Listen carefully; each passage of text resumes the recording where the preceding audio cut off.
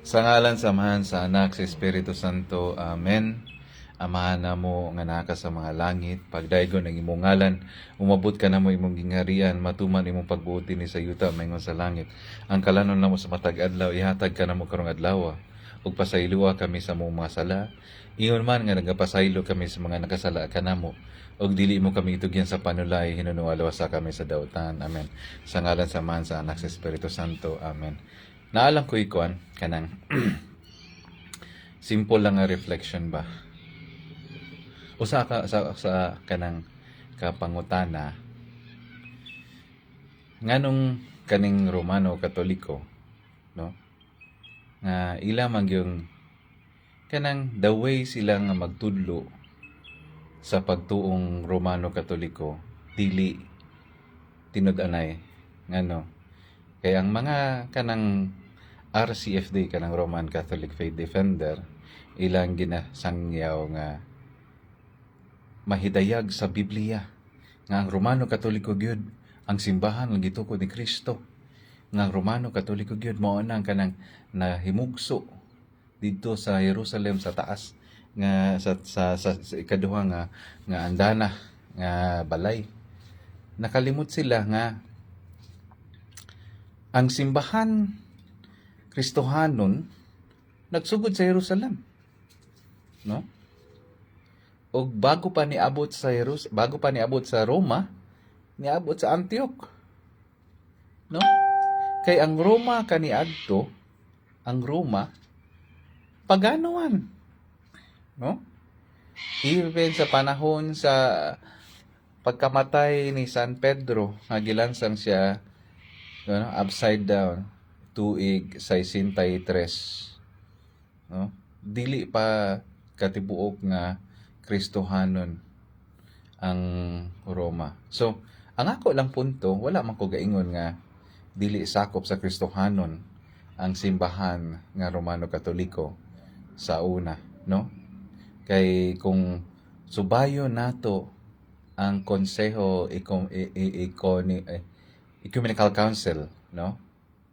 Sa ikaupat nga Ecumenical Council, gipadayag man sa mga amahan sa simbahan pinaagi sa giya sa Espiritu Santo nga adunay 5 ka mayor nga simbahan nga tinukod di tinukod nga giuluhan sa mga apostol, no? Mao ang Jerusalem, Antioch, Alexandria, Constantinople ug Roma.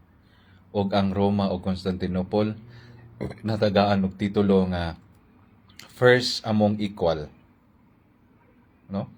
First among equal nga una sila sa hierarchy, no? Una sila sa pangulo sila sa tanan, pero parehas ra ang otoridad, no? Sa mga ulo. Kay ang simbahan sa una, no, wala pa ning kaning nideklara ang Roma nga ang Santo Papa mao ang ulo sa simbahan, no, nga dihang mga 6th century onwards hantod sa 1054 AD, no? Usaman ang ilahang pagtuo, usaman ang ilahang kanang ang ilahang pagdala sa simbahan, no? So ang sa Roma gitawag nilag, pero ang una nga nigunit sa titulo nga papa mao ang Alexandria, ang Egypt, no? Nisunod lang na ang Roma later on. So ang mga apostol gibutang nila nga si San Pedro ang ilang kuya, pero pariho sila og otoridad nga gihatag sa atong Ginoong Jesucristo. Mismo si San Pedro, no, niingon sa iya nga, no, dili ako usa ka leader, kundi pariha ra ako kaninyo nga sulugoon diha kang Kristo, no? So ang mga patriarka sa Jerusalem, sa Antioch, sa Constantinople, sa Alexandria o sa Roma katong panahuna before pa nideklara nga ang papa sa Roma mao'y ulo sa simbahan, dinhi kuno sa yuta, no, sa tanan simbahan. Pareha og otoridad, no, pareha og otoridad. Dili walay labaw sa isip kaingon nila sila ang mga magsuon. So nganong dili man makapanudlo og klaro ang Romano Katoliko, no? Nganong puro man ilaha nga kanang i-justified nila nga sila gyud ang Katoliko nga simbahan, no, nga ang Katoliko nga gipangalan sa simbahan dili man ni gihatag ra sa usa ka simbahan kundi sa 5 ka simbahan, no? Apil pang Roma sa una. Mao na ang pamulong ni San Ignacio Pantoc nga isa o kumpleto nga pagtuo, no? Isa diha kang Kristo, isa ilang pagtuo a Kristo, isa ang pagtulunan nila diha kang Kristo, no? O kumpleto. So ngano man nga ilang gina-set aside ilang kaugalingon. So ang Katoliko nga simbahan dili ra siya Roma. Dili ra siya Roma. Ni declare na siya Roman Catholic Church 1054 AD tungod kay wala misugot ang konseho sa tanan mga obispo o tanan mga patriarka nga ilang kanang sa ilang plano nga mo ang obispo sa Roma, ang patriarka sa Roma may ulo sa tanang simbahan ni Kristo, og itudlo niya ang dili siya masayop, no? Og ikaduha ang kanang gidungag nila sa credo nga nahapsay na, naaprubahan na, pinaagi sa giya sa Espiritu Santo mao ang gidungag nila diha sa Council of Toledo, ang Filioque Clause, no? Ang simbahan ni Kristo, na ay mention ako nga Orthodox, kanunay nag-reach out kaniadto nga nangita og paagi nga ang sigsuon nilang simbahan nga ni Bia 1054 AD mabalik unta, pero dili man buy-an sa Romano Katoliko ang sayop nga pagtulunan nga dili na haom sa tradisyon. So hinaut pa unta ang kaning sayang kayo, no, ang mga RCFD nga hinaut pa unta nga palawman nila ang ilang pagtuo kung nagtuo man gyud sila nga ang simbahan ni Kristo mao ang Katoliko, pero dili ang Roma. Mubalik sila sa 1050 sa panahon sa Fourth Ecumenical Council. Tan-awon nila didto kinsa ang simbahang Katoliko nga gipadayag sa konseho pinaagi sa Espiritu Santo. No, alangan naman magbuot-buot ang Ecumenical Council nga isa man ang Roma dito sa una, no? Hantod sa kay ang simbahan kanunay mangyud nagpreserbar sa pagtuong Kristohanon nga gitudlo ni Kristo diha sa mga apostol. Dili man igo nga mo interpretar ka sa Biblia. Di man igo nga imong ipahaom. Mura nagprotestante style ba? Mabasa sa Biblia kini mao na. Nabasa nga na Katoliko ano. Di man, no? Mubalik ka sa Ecumenical Council, sa Church Fathers, no? Nga ang imong simbahan giubanan, nagpabilin pa ba siya nga tinuod?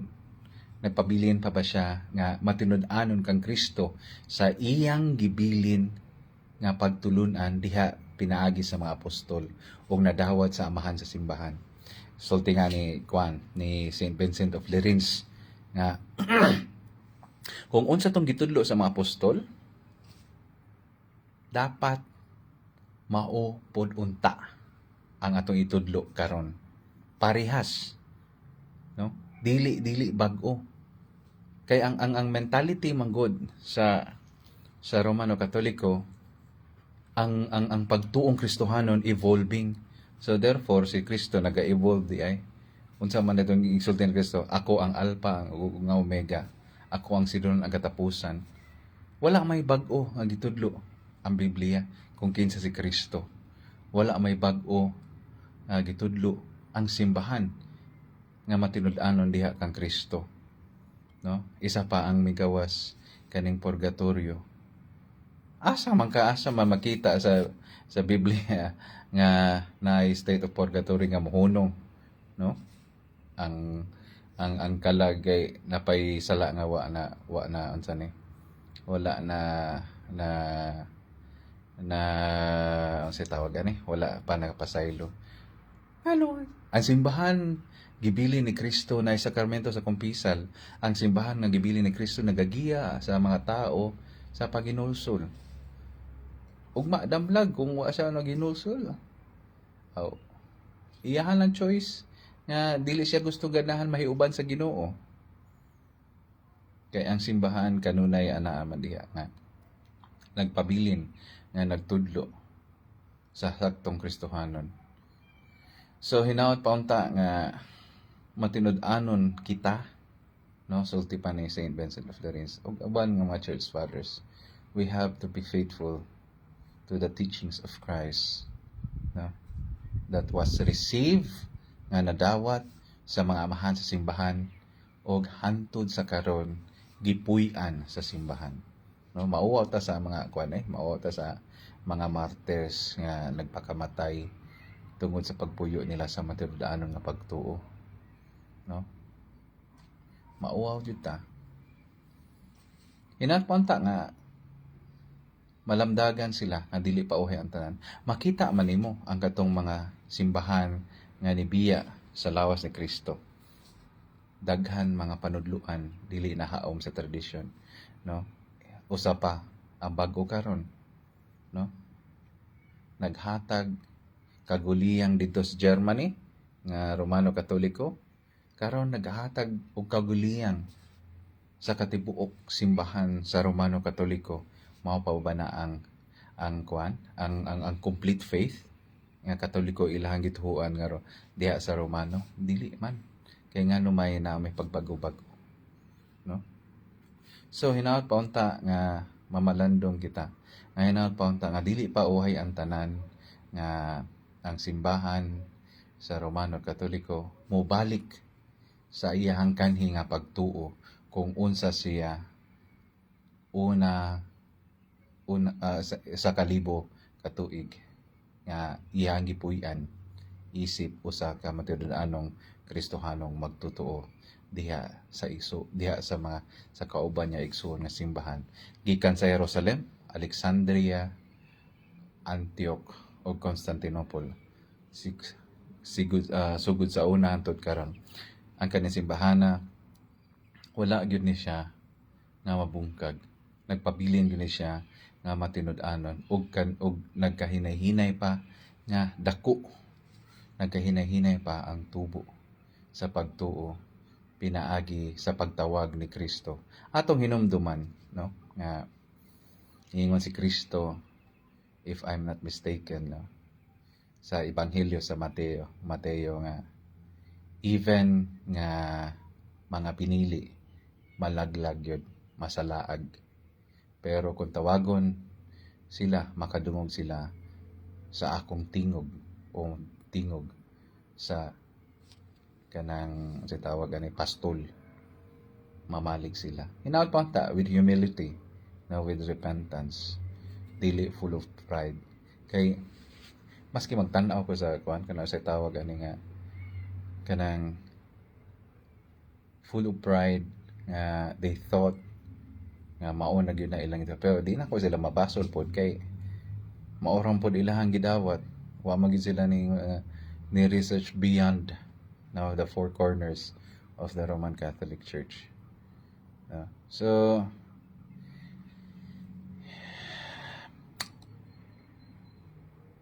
maora siguro to, no, at least hinadpanta ang mga tao nga nagtinud-anay gyud nangita sa pagtuo.